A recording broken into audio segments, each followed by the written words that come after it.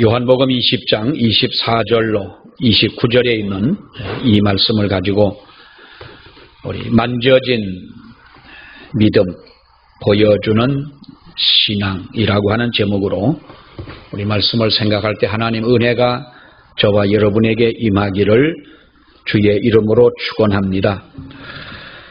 지금 저와 여러분이 살고 있는 이 세상은 어떤 확실한 증거가 없고 또 어떤 것이라도 근거 없는 그러한 사건이나 일은 사람들이 믿지 않으려고 하는 그런 시대, 바로 그러한 시대를 우리들이 살아가고 있습니다. 다시 말하면 우리가 어떤 것이라도 내가 보기 전에는 믿지 못한다. 또 보기를 원하는 바로 그러한 시대가 지금이라고 생각을 합니다. 눈으로 보고 손으로 만져보고 몸으로 느껴봐야 하는 어떤 마음의 확신을 가질 수 있는 이러한 시대, 바로 이러한 시대를 살아가고 있습니다. 우리 말을 바꾸어서 좀 생각을 해보면, 만약에 여러분들이 오늘 예배를 마치고 길을 걸어가다가 어떠한 사람들을 누군가를 만나서 그 사람이 여러분들에게 당신이 믿는 하나님을 보여달라고 하는 질문을 받는다면 여러분은 그 사람에게 무엇라고 어떻게 대답을 하시겠습니까? 오늘 이 성경에 있는 말씀처럼 하나님은 보지 않고 믿는 자가 복이 있다고 했으니 하나님을 보려고 하지 마십시오 라고 대답을 하시겠습니까? 아니면 하나님이 살아있다고 하는 그 증거를 보여드리겠습니까? 하나님의 살아계신 증거를 보여준다면 그러면 우리는 어떤 증거를 보여줄 수가 있겠느냐 하는 것입니다. 이러한 증거, 사람들은 그러한 증거를 가지고 들이대고 그러한 증거가 없을 때에는 믿지를 않으려고 하는 바로 이런 사람들이고 이런 시대라고 하는 것이지요. 몇 번 말씀을 드렸습니다만 저희 사촌 처남 되시는 장로님 한 분이 영주에 계십니다. 며칠 전에 전화가 왔어요. 주일 오후에 전화가 왔는데 동생이 공동의회에서 장로로 피택이 돼서 누구보다도 또 목사님에게 이 좋은 기쁜 소식을 전화를 해야 될 것 같아서 전화를 했다. 그 부인은 권사가 벌써 몇 년 전에 되셨고 전화한 그 장로님 부인도 물론 권사님이고 모든 자녀들이 다 예수를 믿는 정말 복된 그러한 가정입니다. 근데 그 가정이 한 30여 년 전, 30여 년이 넘었습니다만은 정확하게 1983년도에 그 가정에 어려움이 있게 돼서 그때 어린 아이를 자동차도 없고 한 시절에 버스를 타고 열차를 타고 전도를 하러 가서 전도를 했습니다. 예수를 믿어야 당신의 가정은 평안하고 살 수가 있습니다 라고 했더니 안 믿습니다. 설득을 하고 전도를 해도 쉽게 그럼 내가 이제부터 예수를 믿지 하는 사람이 어디가 있겠습니까? 근데 제가 얘기를 하는 중에 이런 얘기를 했습니다. 오늘 밤이라도 하나님이 살아계시다고 하는 것을 당신들에게 보여준다면 믿겠느냐? 나도 모르는 사이에 그런 얘기를 했습니다. 그랬더니 그 말에는 즉각 응답을 합니다. 하나님이 살아계시다는 것을 보여주고 마누라가 어떠한 변화가 있다는 것을 보여주면 예수 안 믿을 사람이 누가 있겠냐? 밤마다 어둡기만 하면 그 부인이 이상한 행동을 합니다. 그야말로 강심장이 아니면 볼 수 없는, 여러분들이 상상할 수 없는 그 귀신의 역사가 나타나는데 어려서부터 교회에서 그런 모습을 많이 보아왔던 저였기 때문에 그런 것은 예배를 드리고 하나님 믿는 사람들이 모여 기도하는데 사탄쯤이야 그것이야 쉽게 하나님의 어떠한 증거를 보여주지 않겠느냐는 이런 마음을 가지고 이야기를 했는데 상대방에서 덥석 하나님이 살아계신 증거를 보여주면 믿겠다고 하는 그 말을 할 때 마음의 부담은 적지는 않았습니다. 그래서 우리 왜 그렇지 않습니까? 힘이 약한 사람이 힘센 사람을 제압을 하려면 여러 사람이 달려들어야 되는 것처럼, 그래서 교회 옆에 있는 교회를 찾아가서 목사님을 찾아가서 인사를 드리고, 제가 어느 교회에 있는 아무개 전도사인데 이 가정이 우리 집안인데 하도 딱해가지고 내가 예수를 믿게 하려고 전도를 하러 왔습니다. 이러한 형편이 있고 이런 환경인데 저녁 8시쯤이면 발작이 일어난다고 그러니, 발작이 일어나기 전에 교회에서 적어도 기도하는, 정말로 기도하는, 열심히 기도하는 권사님이나 집사님들 몇 분이 좀 오셔서 함께 예배를 이렇게 인도해 주셨으면, 기도해 주셨으면 고맙겠습니다 하고 교회 가서 지원 요청을 하고 이제 돌아왔습니다. 밤 8시쯤만 되면은 그런다니까 8시를 기다리고 있다 갔더니 이미 이 귀신이 알고 자기 할 것은 다 해놓고 이 사람은 빨래에 젖은, 물에 젖은 빨랫감처럼 쭉 늘어져 있는 겁니다. 그게 어떡합니까? 그래서 둘러앉아가지고 기도를 하고 예배를 드리고 붙잡고 기도를 하고 했는데 뿌시치 일어나 앉으니까 이 남편이 깜짝 놀라는 거예요. 아, 또 발작이 시작되는구나. 근데 정신이 들은 거예요. 그러면서 고백을 합니다. 자기가 어느 깊은 산속에 갔더니 이렇게 둘러보더니 이렇게 사람들이 자기를 둘러앉아 있으니까 이렇게 둘러앉은 사람들이 자기를 향하여 뭔가 노래를 불러주는데 마음이 편안하더라.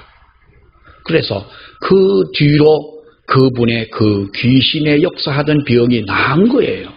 그러니까 하나님이 정말로 눈에 보이지는 않았지만은 뭔가 하나님의 역사가 있고 성령이 역사한다는 사실을 어렴풋이 깨달은 이 가정이 예수를 믿게 돼가지고 지금은 장로님이 되고 그 동생도 장로가 되고 온 가정이 다 예수를 믿고 하나님의 은혜 가운데 살아갑니다만은, 사랑하는 여러분, 우리가 하나님의 복음을 전하고 또 안 믿는 사람을 하나님 앞으로 인도하기라고 하는 것은 내 힘으로 한다고 생각하면 그것은 여러분 오해입니다. 큰 착각입니다. 하나님이 하시는 일인 줄로 믿습니다. 그러나 분명한 것은 예수 믿는 우리들에게 하나님을 믿는다고 하는 그 증거는 분명히 보여줘야 되지 않겠느냐. 사람들이 길을 지나가는 사람들이 여러분이나 저를 만나서 당신들이 믿는 하나님의 그 증거를 보여달라고 한다면 우리는 어떤 증거를 보여줄 수가 있겠느냐라고 하는 것이죠. 과학에서 말하는 경험적 증거, 그리고 감각적인 증거, 이것이 과학에서 말하는 여러분 증거 아니겠습니까? 이것을 사람들은 우선시하고 그 증거를 요구하는 시대를 살아가는 우리들이 보지 않고 하나님을 믿어야 하는 것이 복이고 그것이 은혜고, 오늘 이 도마에게 우리 예수님이 말씀하신 것처럼 네가 보지 않고 믿는 자는 복이 있다라고 하는 이 말씀을 하셨습니다마는, 사랑하는 여러분, 우리가 이러한 증거를 요구하고 있는 시대에 보지 않고 믿어야 되겠지만 현실은 보기를 원하는 이러한 시대고, 보지 않고도 믿는 사람이 돼야 하겠지만은 현실은 보고 나서야 믿으려고 하는 것이고, 아무리 보지 않고 믿는 사람이 복이 있다고 가르친다 할지라도 현실은 어떻습니까? 보고서야 믿게 되는 그러한 나날을 살아가도록 이끄는 것이 오늘날의 이 문화고 또 오늘날의 사람들이 아니겠느냐라고 하는 것입니다. 여러분, 그것뿐만 아니라 사람들은 보고도 믿지를 못합니다. 칼기 사건이 일어난 지가 벌써 언제입니까? 그것이 83년도인가 4년도인가 그때쯤 아니겠습니까? 칼기 사건이 일어나서 그 당시에 우리나라에 어떤 그 귀한 일을 하던 분의 딸도 그 칼기 사건에 사망을 했고 많은 사람들이 거기서 죽었습니다. 이것은 어떤 가상적인 사람들이 지어낸 이야기가 아니라 현실적인 것이었습니다. 그리고 그 범인을 잡아오는 그 모습까지도 모든 사람들이 보았습니다. 그리고 그 사람이 생생하게 지금도 살아 있습니다. 몇 년 전인가 그분이 TV에 나와가지고 이야기를 합니다. 자기는 정말로 어떻게 이 이야기를 해야 될는지 모르겠다. 언제부턴가 칼기 사건은 조작된 사건이라고 여러분 이야기하지 않았습니까? 많은 사람들이 일파만파 퍼져나가고 정말로 그것이 아마도 그 당시에 정부가 어떠한 일을 모면하기 위해서 사람들의 시선을 다른 곳으로 돌리기 위해서 그렇게 지어낸 이야기라고까지 사람들은 이야기를 합니다. 우리들이 어렸을 때에 강원도 저 평창 오대산 그 산중에서 내려왔던 공산 그 공비들이 어느 그 외진 집에 들어가서 어린아이 이승복이를 가지고 이승복의 그 가정에 들어가지 않았습니까? 그때 이 이승복이 뭐라고 그랬습니까? 나는 공산당이 싫어요 라고 말을 했더니 그 어린아이의 입을 찢어 죽이는 여러분 이러한 참혹한 일을 우리가 느끼지 않았습니까? 어느 땐가 조선일보에서 조선일보 한 기자가 나는 공산당이 싫어요 하는 그 말을 다 죽었는데 누가 이 소리를 들었느냐? 이것도 지어낸 얘기가 아니냐? 그때 가만히 신문도 보고 방송도 보면서 정말 다 죽었다는데 그럼 그 얘기를 누가 한 거냐? 그럼 우리가 속은 거냐? 근데 그 소리를 듣고 그 가정에 함께 있었던 그의 형이 그 증인 아닙니까? 동생이 죽으면서 공산당이 나는 싫다고 그래서 공산당 앞에 죽어가는 동생과 부모와 그 형제들을 보면서 찢어진 가슴을 여러분 감추지 못하고 평생을 살아가는 그에게 어떠한 사람이 그것은 지어낸 일이라고 사람들은 믿으려고 하지를 않습니다. 이것이 그 마음속에 의심이 있어서라기보다는 사랑하는 여러분 사람들의 마음이 그렇게 황폐해졌다는 것입니다. 진실을 진실로 믿지 못하고 사실을 사실대로 믿지 못하는 우리가 당연히 믿어야 하는 그것을 믿지 않으려고 하는 어쩌면 진실한 이 사건의 이야기들을 왜곡시켜 만들어 가짜로 둔갑을 시켜버리는 이러한 시대가 저와 여러분이 살아가는 이러한 시대에 더더구나 우리가 하나님 보이지 않는 하나님 우리가 보이지 않는 예수 그리스도 보이지 않는 하나님의 성령을 믿고 순종하고 살아간다고 하지만 이러한 사람들 앞에 우리가 보여줄 수 있는 것이 뭐냐는 겁니다. 뭘 보여주고 살아야 되느냐는 것입니다. 오늘 요한복음 20장 24절로 29절에 있는 이 말씀은 우리들의 고민을 화두로 삼고 있는 말씀이라고 할 수가 있겠습니다. 시기적으로 우리가 이 배경을 본다면 부활하신 예수님께서 제자들에게 나타나셨습니다. 어느 안식후 첫날 저녁에 제자들이 문을 닫아놓고 정말로 그들이 움츠려 있을 때 부활하신 예수님이 제자들에게 나타나셔서 너희에게 평강이 있느냐고 21절에 이렇게 묻습니다. 너희들의 마음에 평안이 있느냐? 이 말씀을 하시면서 두 손과 옆구리에 찔렸던 창자국을 보여주시지 않습니까? 그래서 그 제자들은 부활하신 그 예수님을 그 자리에서 만나게 됩니다. 여러분 그런데 이때에 누가 그 자리에 없습니까? 12 제자 중에 디두모라 하는 도마가 그 자리에 없었다고 얘기를 합니다. 나중에 다른 제자들이 도마에게 우리는 부활하신 예수님을 봤다고 말을 하니까 도마가 여러분 뭐라고 이야기를 합니까? 25절의 말씀을 보게 되면 내 눈으로 그의 손에 있는 못자국을 보고 내 손가락을 그 못자국에 넣어보고 내 손을 그의 옆구리에 넣어보지 않고는 나는 믿지 않겠노라. 어찌 보면 도마는 결코 너희들의 말만 가지고는 나는 믿지 않겠다고 하는 여러분 그 말 아니겠습니까? 그리고 나서 8일이 지났습니다. 여드레가 지나고 난 후에 27절에 있는 말씀을 보게 되면 우리 예수님께서 26절에 여드레를 지나 제자들이 다시 집 안에 있을 때에 도마도 함께 있고 그럽니다. 문들은 여전히 그들이 닫혀 있습니다. 그때 우리 예수님이 오셔서 이제는 누구에게 말합니까? 도마에게 말씀하시기를 내 손가락을 이리 내밀어 내 손을 만져보고 내 손을 내 옆구리에 넣어보라. 그래서 믿음이 없는 자가 되지 말고 믿는 자가 되라. 보고서야 믿으려고 하는 사람이 되지 말고 보지 않고도 믿는 자가 되라고 여러분 말씀하지 않습니까?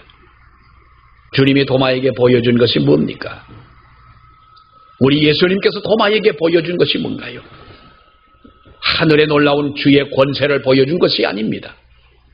예수님이 사탄을 이기고 죄악을 이기고 어둠의 권세를 이기는 하나님의 그 권능을 보여준 것이 아니라 도마에게 보여준 것은 십자가의 형벌로 상하디 상한 예수님의 그 손바닥을 보여주셨고, 십자가에서 그 하찮은 로마의 병정들이 조롱하고 창으로 찌르고 했던 고난당한, 그래서 온몸에 상처를 입은 그 몸의 상처를 그에게 보여주신 것입니다. 감격한 도마가 예수님의 그 모습을 보고 뭐라고 고백합니까? 주님은 나의 주님이십니다. 그리고 나의 하나님이십니다. 예수를 만난 자의 신앙의 고백이라고 할 수가 있겠습니다. 저나 여러분도 마찬가지겠습니다만 우리가 처음 주님을 만났을 때 우리는 여러분 어떤 고백을 했습니까?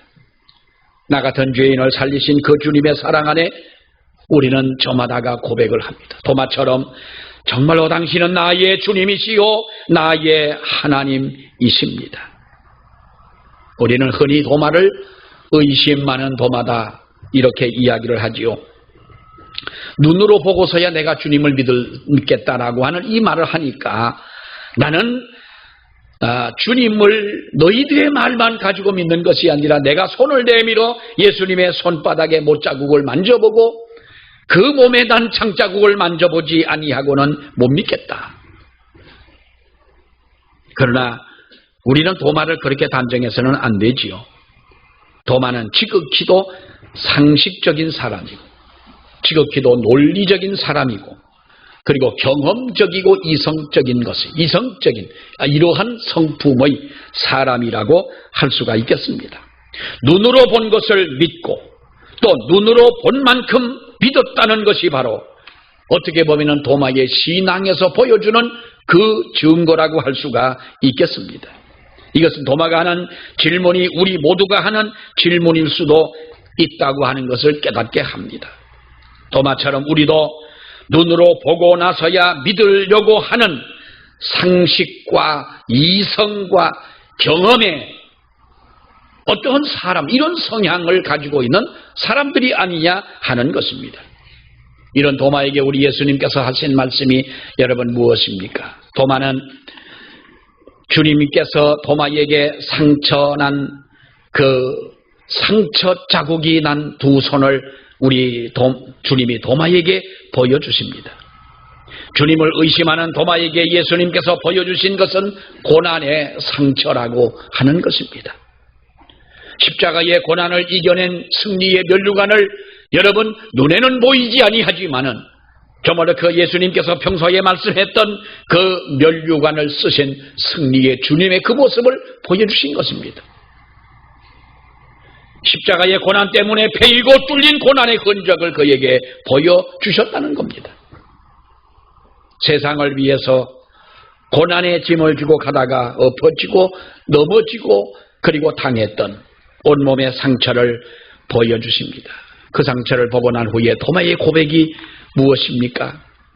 당신은 나의 주님이시요 당신은 나의 하나님이십니다. 주님이 도마에게 보여준 이 흔적, 사랑하는 여러분, 오늘날 우리 교회는 무엇을 보여주고 있느냐는 겁니다. 예수 그리스도를 믿으면서 한평생 믿음으로 사는 저와 여러분들이야말로 우리는 과연 무엇을 보여주고 있는, 서두에도 말씀을 드렸습니다마는 길을 가는 어떤 사람이 우리를 붙잡고 당신이 믿는 하나님이 살아계신 그 증거를 당신에게서 내가 본다면 나는 당신처럼 나도 예수를 믿겠다고 이렇게 달려드는 사람이 있다면 우리는 그 사람을 향하여 무엇을 보여줄 수가 있겠느냐? 교회로 데리고 와서 교회의 규모를 보여줄 겁니까?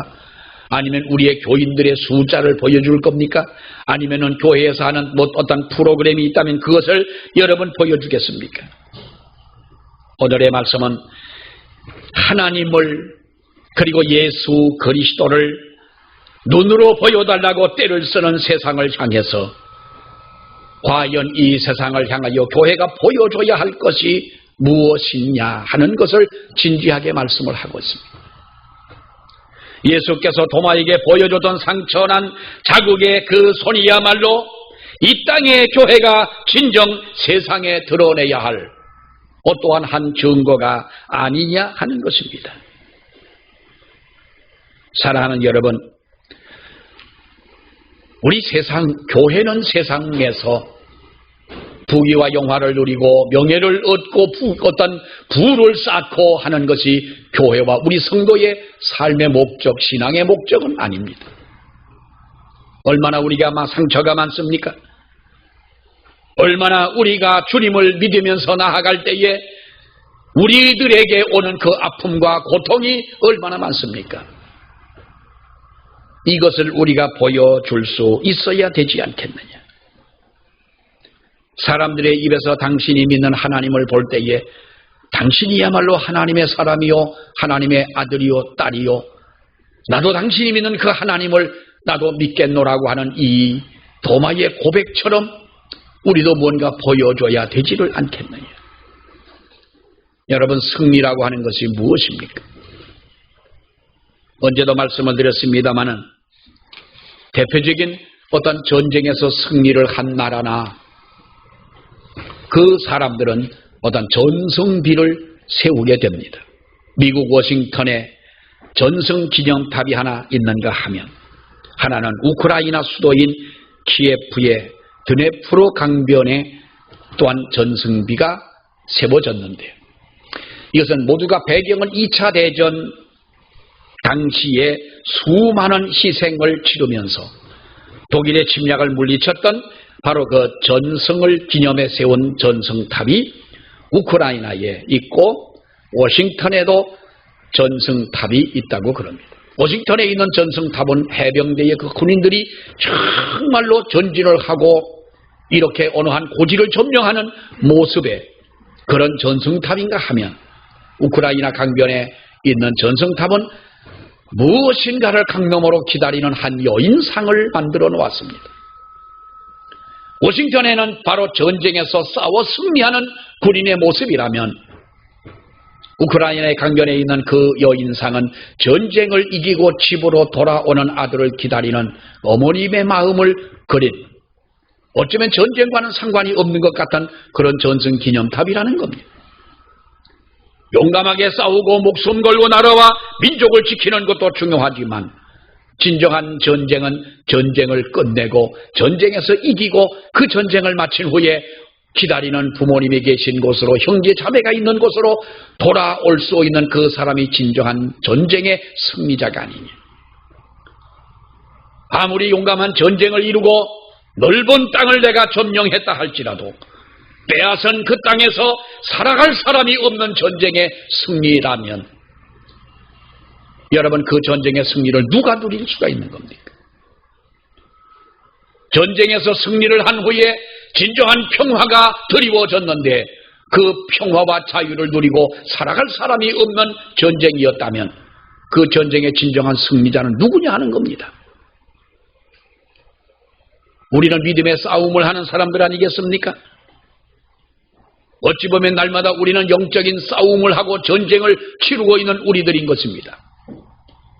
진정한 용감하게 싸워서 전쟁에 이기는 승리도 승리이지만 부모, 형제, 자매가 애타게 기다리는 그 집으로 승리자의 모습으로 돌아가고 기다리는 사람의 두 눈에 기쁨의 눈물을 흘릴 수 있도록 해줄 수 있는 것이, 만족을 드릴 수 있는 것이 여러분 전쟁의 승리자가 아니냐 하는 거예요.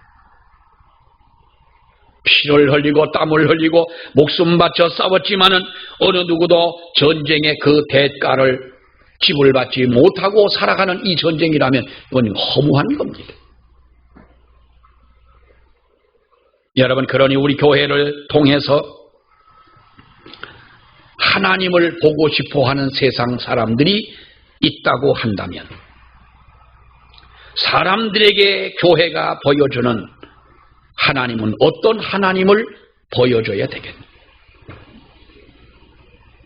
대개 믿지 않는 사람들이 교회를 이야기할 때에 마치 무슨 하나님이 교회가 어떤 물량주의적인 그런 그 교회나 또 신앙의 사람으로 비춰지는 것이 안타깝습니다. 어떤 교회가 20억이 넘는 돈을 들여서 교회 인테리어를 새로 싹 했습니다. 가보니까 참 좋습니다. 나는 아무런 생각도 하지 않고 참 그 교회가 많은 돈도 들였지만은 그 리모델링을 참 잘하고 인테리어도 아름답고 잘했다고 했더니 어떤 분이 미동도 하지 않고 앉아서 하시는 말씀이 목사님 교회가 꼭 그래야만 하겠습니까? 저도 그 교회를 잘 압니다마는 예배는 광야에서 드린들 어떻고 천막 속에서 드린들 어떻습니까? 동남아나 아프리카 같은 데 가보면 나무 밑에 앉아서 아이들이 학교에 공부를 배우고 예배를 드리고 그것도 하나의 교회라고 그러는데 그건 조금 너무한 것 아니겠습니까? 그 말을 들어보니까 내가 귀가 얇아 그런지 그 말을 들으니까 그 말도 그럴 것 같고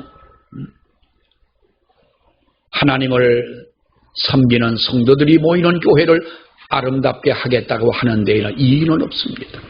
얼마의 돈을 들여갔던 그 돈의 물량을 우리가 계산하고 싶은 마음도 없습니다. 그러나 진정 우리가 하나님의 교회가 세상 사람들에게 보여줄 수 있는 것이 무엇이냐? 교회는 우리 사회에 대안적인 가치를 보여줘야 할 때가 온 줄로 믿습니다.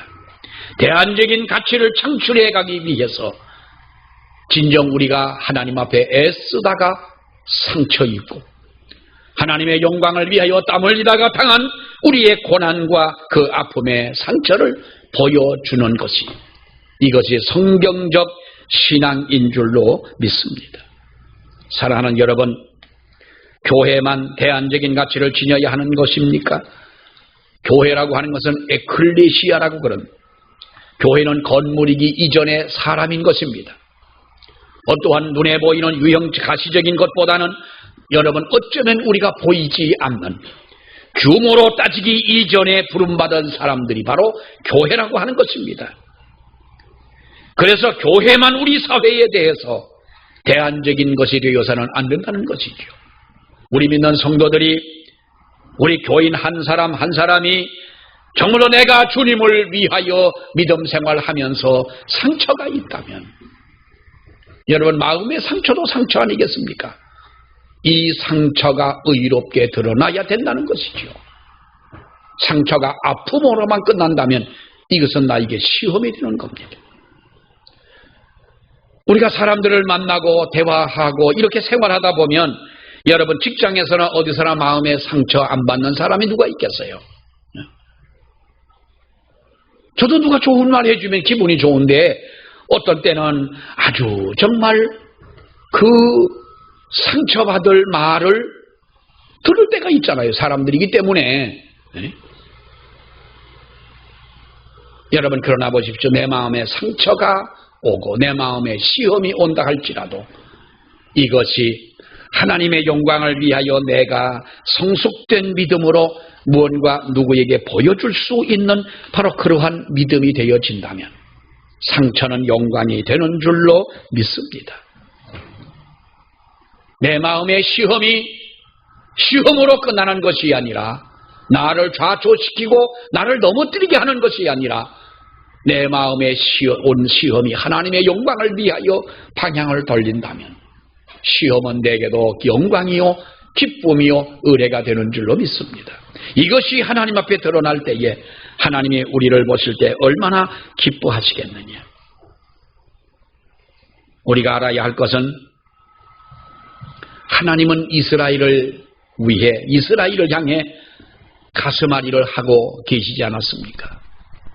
하나님이 가슴앓이를 했다라는 표현이 좀 그렇습니다만은 여러분 우리는 세상을 이 살아가면서 이스라엘 백성들이 하나님 앞에 어떻게 살아왔는지를 우리는 너무나도 잘 압니다. 하나님의 택한 백성이라 하지만은 영광을 돌리지를 못합니다. 신앙과 행위가 분명히 다른 것입니다. 하나님의 기적을 보았음에도 불구하고 보여주는 신앙이 없었다고 하는 것입니다.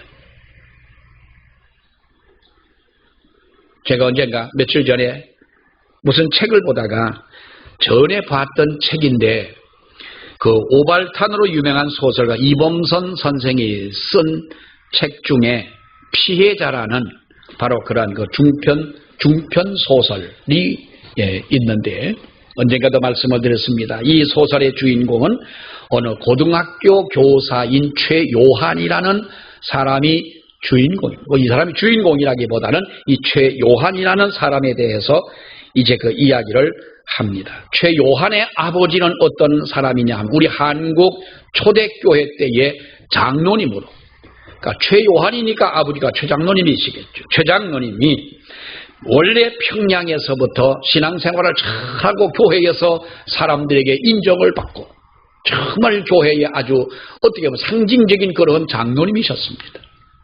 고아 전쟁 때의 고아들을 불쌍히 여겨서 고아원을 평양에서부터 하시다가 여기까지 남한에까지 내려오셔가지고 이분은 고아원을 하면서 그 당시 얼마나 어렵습니까?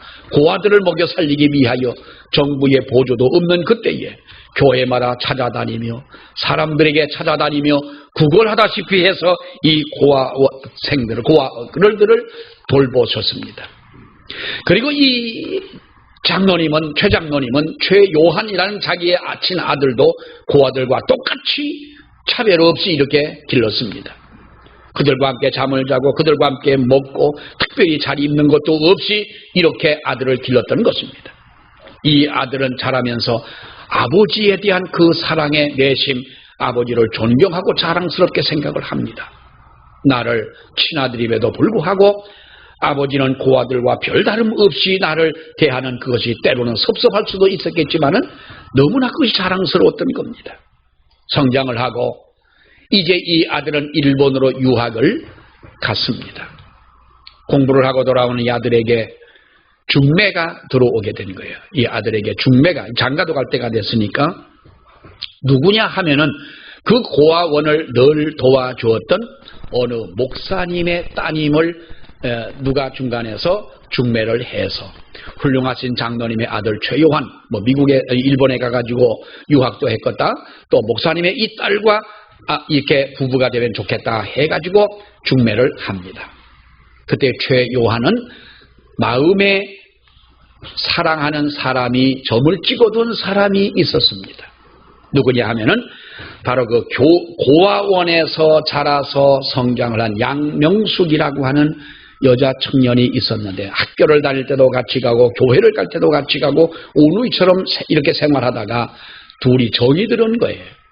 그래서 둘이 약속을 합니다. 우리가 나중에 커가지고 같이 결혼을 하자고 사랑하는 이 사랑의 고백을 했기 때문에 최요한은 아버지에게 내가 사랑하는 사람이 있다는 것을 알 기회가 됐구나. 중매가 들어왔지만은 그래서 아버지는 아마도 우리 아버지는 나를 충분히 이것을 이해를 해 주실 것이다. 잘했다고 칭찬해 줄 것이다 하는 기대감을 가지고 아버지에게 이야기를 합니다. 아버지, 그 목사님의 따님도 귀하고 훌륭하지만은 저는 일찍이 제가 결혼할 상대가 마음에 정한 상대가 있습니다. 누구냐? 양명숙이입니다. 아버지의 얼굴이 갑자기 붉어지는 겁니다. 야, 이놈아, 모든 건 다 된다 하더라도 아무리 애가 똑똑하고 잘났다 할지라도 고아는 내 며느리가 될 수가 없다. 그런 겁니다. 그 말 한마디에 이 최요한이는 너무나도 깜짝 놀란 겁니다. 수십 년 동안 고아원을 하며 아이들을 돌보고 고아의 아버지요 고아원의 최장로 하면은 세상의 모든 사람들이 존경하던 그 아버지가, 그렇다면 아버지는 이 고아원이라고 하는 것이 당신의 직업 때문에 이 고아원을 했고 당신의 만족 때문에 고아원을 한 것이 아니냐. 아들은 집을 나가버리고 맙니다. 양명숙이라고 하는 아이는 눈치를 채고 고아원을 나가버렸습니다. 여러분, 그리고 수년이 지난 후에 요한은 그 목사님의 딸과도 결혼도 하지 않고 결혼을 포기한 채 이렇게 살아갑니다. 친구들과 어울려 술집을 갑니다. 술집에 가서 앉아서 보니 술집에서 일하는 한 여인이 어디서 많이 본 듯한 여인인데 양명숙이라는 그 여인이 있는 겁니다. 우연히 거기서 만나게 된 겁니다. 다시 만난 기쁨에 뭐 어떻게 됐든 술집에 가 있는 여자나 술집 간 남자나 똑같은 것 아니겠습니까? 들이만나 눈물을 흘리고 다시 사랑을 고백하는 요한의 사랑 고백을 듣고 양명숙은 자살을 해 죽습니다. 어떻게 할 수 없는, 헤쳐나갈 수 없는 현실을, 그 어려운 현실 앞에 자기들은 아무것도 할 수가 없는 거예요. 이 아들이 방탕합니다. 너무 마음이 괴롭습니다. 아버지에 대한 원망과 불평이, 그렇게 자상했던, 교회나 어디를 가가지고 그 아들을 살려야 된다고 말하는 이 아버지의 그 모습이 자랑스러웠는데, 당신의 직업이냐, 당신의 것이 만족이었느냐, 존경했던 마음이 허물어지고 아들이 타락하고 맙니다. 사랑하는 여러분, 내가 주님을 만났고 내가 주님을 믿는다는 이름을 가지고 살아간다면 나는 세상 사람들에게, 나의 자식들에게, 나의 이웃에게 내가 보여줄 수 있는 것이 뭐냐는 거예요. 무엇을 내가 보여주면서 그 사람의 마음에 정말로 하나님이 살아있다는 이 사실을 보여주면서 내가 나아갈 수가 있겠느냐. 직분의 사명은 있다 합시다. 그러나 사랑과 순종이 없는 직권자가 되어서는 안 될 것입니다. 누구에겐가 상처를 줍니다. 누구에겐가 마음속에 시험을 주는 것입니다. 누군가를 믿음에서 떨어지게 만드는 그런 결과를 가져오게 되는 것입니다. 여러분, 어떤 교회가 참 좋은 교회일까요? 어떤 성도가 진정한 크리스찬일까요? 이제는 우리도 내가 주님의 그 십자가, 고난당하신 그 주님의 손과 옆구리를 만져보았다면 이제는 누군가에게 뭔가를 보여줘야 되는 믿음이 돼야 되지 않습니까? 우리 다 같이 기도하겠습니다. 하나님 아버지, 은혜를 감사합니다. 도마는 내가 보지 않고는 믿지 못하겠다고 이야기를 할 때에 우리는 그가 의심 많은 사람이라고, 믿음 없는 사람처럼 우리는 도마를 생각했지만, 그러나 주님을 만난 후에 하나님의 복음을 전하며 목숨 바쳐 주의 일을 했던 그의 고귀한 믿음을 볼 때에 아버지, 저희들이 너무나도 부끄럽고 하나님 앞에 아무것도 세상 사람들에게 보여줄 수 없는 우리의 믿음을 생각하면 너무나 주님 앞에 죄송함이 많습니다. 자비로우신 아버지 하나님, 우리도 도마처럼 십자가에 상처난 주님의 손바닥을 만졌고 주님의 옆구리를 만져본 우리들이라면 당신은 나를 위하여 무엇을 보여주겠느냐고 달려드는 세상 사람들 앞에 우리도 당당하게 보여줄 수 있는 믿음의 사람들이 되게 하여 주시옵소서. 예수님 이름으로 기도하옵나이다. 아멘.